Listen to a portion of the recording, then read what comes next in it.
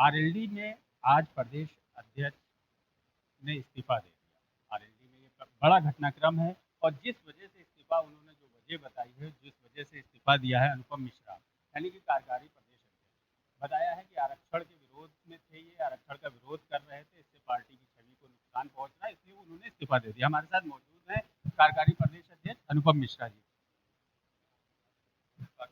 ऐसा कोई स्टेटमेंट उनका नहीं है। सोशल मीडिया पे जिस तरीके का बयान चल रहा है उनका, सारे लोग इसी बयान चला। एक बयान दिखाइए उनका ऐसा। मुझे आप उनका जो जो पत्र उन्होंने इशू किया है, जो रेजिग्नेशन लेटर, उसमें कहाँ लिखा है? आप उस पत्र को दिखाइए, मेरे सामने पत्र रखा है, आप देखिए। नहीं, आप देखिए, मुझे इसमें बताइए। ऐसे नहीं, किसी भी सवाल मैं आपके सामने रख रहा हूँ। उन्होंने उन्होंने इस्तीफा दिया, बहुत साफ साफ अपने शब्दों में जो लिखा है वो सबके पास है। कल तक वो पार्टी ऑफिस में थे, ऐसी कोई बात नहीं थी। यदि उनको किसी बात से नाराजगी या कोई थी तो वो राष्ट्रीय नेतृत्व से बात करते, रखते उसको। कल तक तो ही वॉज वेरी हैप्पी और हम लोग यहाँ पे साथ में भी थे। अब अगर उन्होंने इस्तीफा दिया तो ये प्रश्न आपका उनसे बनता है, मुझसे नहीं बनता है। मैं तो कार्यकारी प्रदेश अध्यक्ष पिछले 15 दिनों से कार्य कर रहा हूँ। तरीके के उनके इस्तीफे के बाद से चर्चा चल रही है, जिस तरीके की उसके बाद से चर्चा शुरू हुई है, पूरे मीडिया में यही चर्चा। मीडिया में कहीं चर्चा नहीं, मेरे पास बात और उनका पत्र मेरे सामने रखा है। ये आपका पत्र मैं कैसे पढ़ूं? आप पढ़िए इसको, आप पढ़िए। मैं तो संगठन, सुनिए, मैं संगठन की बात कर रहा हूँ। संगठनात्मक बैठकें हो रही हैं, हम लोग समीक्षा बैठक कर रहे हैं, चुनाव नज़दीक है, हम लोग कार्य कर रहे हैं। 15 दिन पहले मुझे ये जिम्मेदारी दी गई है। मैं लगातार समीक्षाएं कर रहा हूँ, जिलों का दौरा कर रहा हूँ, संगठन के पेज कस रहा हूँ कि किसी भी तरीके से हमारी जो पहले की परफॉर्मेंस, उससे बेहतर परफॉर्मेंस हो, हम उस पर कार्य कर रहे हैं।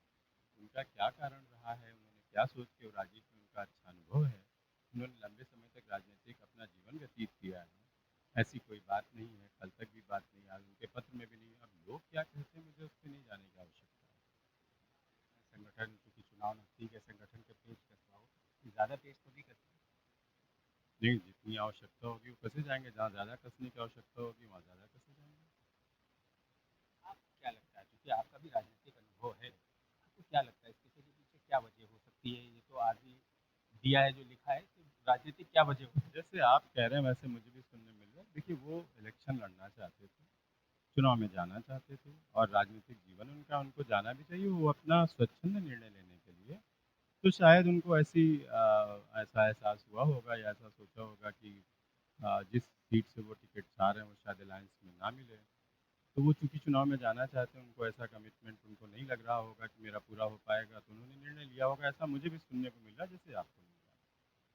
कह रहा है कि देवरिया से लगभग उसका टिकट तो फाइनल कर दिया था पार्टी ने, ये भी चर्चा है। ये मेरी जानकारी में नहीं है, लेकिन अगर फाइनल कर दिया होगा तो बिल्कुल भी नहीं जाना चाहिए था।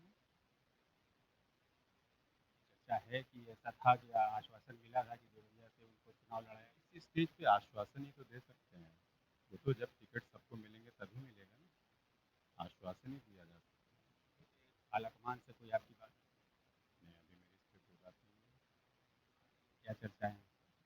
पार्टी अपना सुचारू रूप से कार्य कर रही है, जैसे पहले कर रही थी, अभी भी कर रही है। रामाशीष राय के जाने के बाद क्या असर पड़ा? अच्छा नहीं लगता है मुझे। मेरे व्यक्तिगत तौर पर भी संबंध थे, बहुत निहायती शरीफ आदमी, बहुत बढ़िया आदमी है, और मेरे उनसे बहुत अच्छे संबंध थे, बहुत कुछ हमें उनसे सीखने को भी मिला। तो किसी भी पार्टी में कोई भी जाता है तो अच्छा तो नहीं लगता है। कल से उनका चल रहा था, कुछ ऐसी चर्चा चल रही थी, मेरी जानकारी में नहीं है। मेरी जानकारी में बिल्कुल नहीं होगा तो शेयर करूँगा। आपके पास खबर आ ही जाती है, आपके पास आ भी जाएगी। अब आगे क्या उनको मनाने के कोई प्रयास किए जाएंगे? अरे नहीं, वो बहुत परिपक्व इंसान है। जब उन्होंने कोई निर्णय लिया तो सोच के लिया होगा।